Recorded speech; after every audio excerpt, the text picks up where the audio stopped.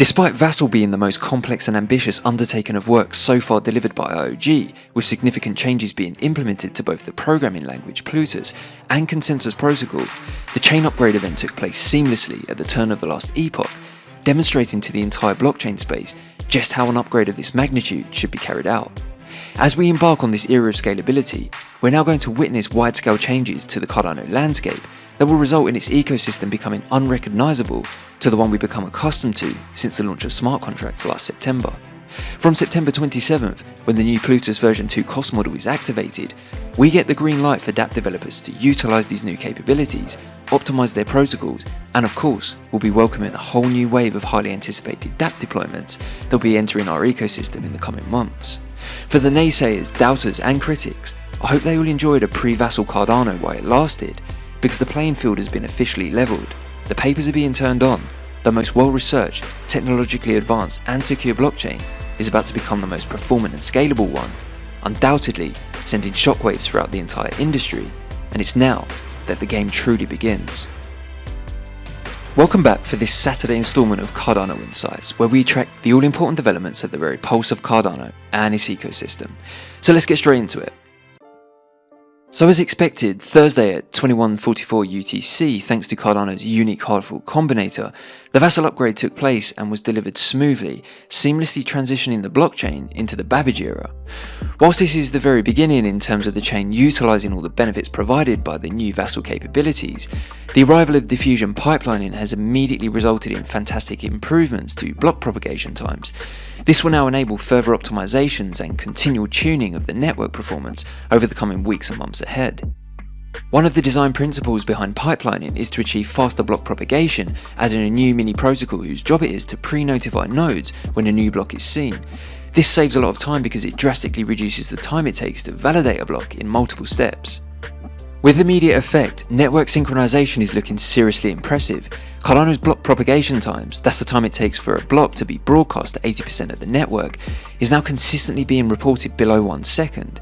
Before Vasil, propagation times averaged 4.5 seconds, so this demonstrates a significant reduction, meaning we now have between 3 to 4 seconds of room to scale the network via block size increases, allowing for more transactions per second. As we've seen previously, this will now be optimized gradually in true IOG style across the coming weeks and months. If you head on over to portal.io, you can check the block propagation times by navigating to recent blocks in the menu. In addition, average on-chain transaction sizes will also reduce considerably after Plutus version 2 implementation is carried out by DApp developers. This is a process that can commence after the next epoch when activation of the new Plutus version 2 cost model is made available.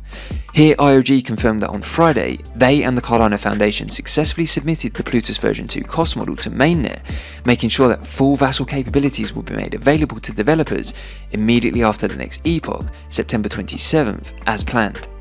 Next up, and immediately after the Vasil upgrade took place, we got this update from Muesliswap that the start of huge launches on their DEX have now commenced. Here they confirmed that their new website, which we've been tracking the progress of closely, is now officially live. This update includes a whole new look and layout to the site's user interface, with added functionalities to each token page graphs for improved user experience when conducting trading analysis. During the next epoch, Muesliswap will deploy version 2 contracts and in doing so, launch their highly anticipated liquidity pools. In October, we'll also see the introduction of yield farming as they morph into what they've called a hybrid DEX. So it looks as though they'll be one of the first dApps to be implementing the new Plutus version 2 cost model. True to form, Muesliswap keep making strides and demonstrating they are one of the most actively developed DEXs in the Cardano ecosystem. So if you haven't already, go check out the new site and see what you think of the changes they've so far implemented. Now to another project that we've been monitoring closely, who have a major announcement coming on September 28th. Maladex have been dropping these daily teasers, which I have to say, I'm really enjoying. I didn't think it was possible, but as a result, the anticipation is now reaching new all-time highs. You may remember on September 18th, we got this cryptic message, "Expect us," with this hooded masked Squid Game-like character displaying a very interesting logo we've not yet seen before in the Maladex branding. On September 19th, they published this tweet, T-9, with the same logo beaming onto a full moon, captioning the wolves howling. September 20th, T-8, here they're playing us at a game of chess with the caption, "Think ahead." They have us in checkmate, and I for one just want to be put out of my misery. September 21st, T-7, they gave us this graphic stating, "License to trade on a device near you, 28 September 2022. Now we all know this isn't going to be the launch of the DEX, which is still planned for some time in this quarter. So what do you think they're up to here? One thing's for sure, these guys are doing a great job in building anticipation and spinning our minds with all the possibilities. T-6, and they're getting us ready for an incoming eclipse, switching from purples to orange, which may hold some significance. Then the following day, T-5, we see this same character as seen in the original countdown promo, this time switching the purple hoodie with this orange one. Interestingly, the logo featured on this mask has changed from the X-like symbol to an O, with the caption, "Wish we could say more." Here we have Yarrick responding to this tweet, questioning what Maladex have to do with Squid Game. He explained, "It just looks cool, plus mask is a nice analogy for a group of people. By putting a mask on it, feels like it could be any of us from the Cardano community." As we know, Maladex aim to deliver a democratic investment platform that will provide everyone with the tools previously only made available to professional traders, so I guess this is quite fitting. This was further reiterated in today's T-4 update, where they gave us this graphic of some dice with the caption, "Fair chance, fair game." So all will soon be revealed, but I'm enjoying this build up and the speculation surrounding it. Let me know in the comments what you think this all means, and tell me how excited you are for the September 28th announcement. This is going to be a big deal for our ecosystem as a whole. The platform they're developing will be unlike anything we've seen before in DeFi, blockchain wired, which will go a long way in propelling the utility available in the Cardano ecosystem, making it an enticing proposition for all blockchain users. As always, we're going to be tracking this announcement and all future developments right here on Cardano Insights. Next to a couple of updates on the peer-to-peer lending protocol AADA Finance. First, they recently announced introducing an additional token now available to be used as collateral when submitting a new loan request. Previously, whilst there are a number of Cardano native tokens that can be borrowed on the platform thanks to the governance voting process, until now you're only able to use ADA as the collateral token to secure the loan. Here the team announced that they have now expanded this, meaning when taking a loan you can now set collateral in either ADA or AADA tokens. The team have also confirmed they are open to more tokens to be added to this collateral list, however they will need to be passed through the governance process in order to be implemented. Now for some perspective on how the user activity on the platform is coming along. You may remember last time we checked in around a week ago, DeFi Llama was recording TVL for AADA Finance around 200k. Since then, a very nice increase in TVL has occurred, surpassing Lending Pond. AADA now sits just over 500k in 6th position.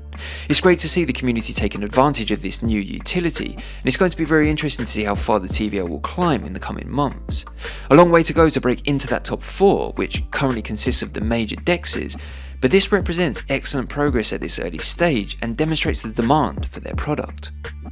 The team have also confirmed the stats page will be live next week, providing users more detailed information on important statistics behind the lending and borrowing activity.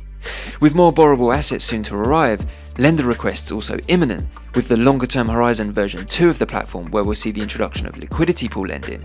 There's so much more to come from this innovative project, who I believe will play a massive role in the progression of our ecosystem and evidently are already making a great impact. Now check this out, Handle Tool, created by a community member who built a tool designed to check if an ADA handle is available, currently listed on sale on a marketplace or has already been minted, just recently launched their version 2 of the platform. The tool searches JPEG Store, Artifact, CNFT, CardaHub and Epoch R to provide accurate real-time data on the availability, top sales, rarity floors, with the addition of categories that make searching for your favourite or desired ADA handle a real smooth process. If handles are your thing, fancy browsing the categories and or locate the one you want with ease, go give it a try, linked in the description below. Finally, let's check in on the progress surrounding the partnership between IOG and the Ethiopian Ministry of Education in their rollout of digital identifications in the schools in Ethiopia. In this article published on September 18th by Addis Fortune, it's confirmed that the federal education authorities have now begun rolling out digital identifications for students and teachers as part of the nationwide blockchain-based program. Whilst the article was fairly brief in terms of specifics, it has confirmed that the data entry process is set to commence next month. This, according to Azalalim Asifa, who is the ministry's head of ICT and digital education. With the data entry process commencing next month, it looks highly likely we'll now see the onboarding of students and teachers now really start to ramp up. As we know, the authorities signed a contract with IOG to provide 5 million students and 750,000 teachers across over 3,000 schools with digital ID cards. Officials hope to see 500,000 IDs issued by the end of this year. I've linked the full article in the description and will definitely be monitoring progress to bring you more detailed updates across the next 1 to 2 months as they materialise. So that's it for this Saturday instalment of Cardano Insights, as we keep track of all the developments and continue to spread those positive Cardano vibes. If you found value in the content and want to help Sapien beat this YouTube algorithm, then please be sure to comment, share, like, subscribe and hit that notification bell, which will go a long way in pushing the channel out to a much wider audience. Anyway, we'll be back soon with your daily roundup. Until then, thanks for watching, have a great rest of the weekend, and as always, keep it Cardano.